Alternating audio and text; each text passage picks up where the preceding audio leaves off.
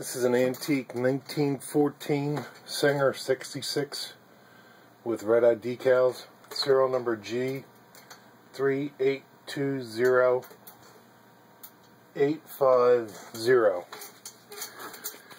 And I've got 6 layers of denim. They were already stitched once for photo in the ad.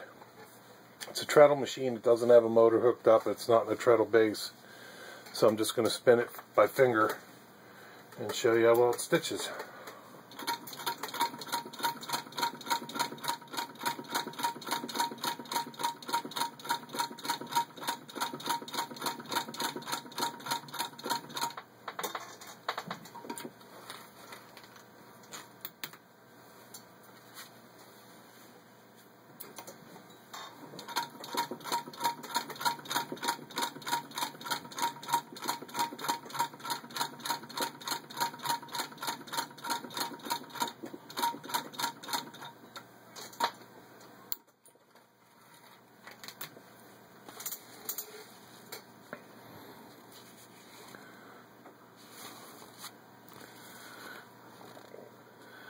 And a little hard to see, but it's equal stitch on both sides.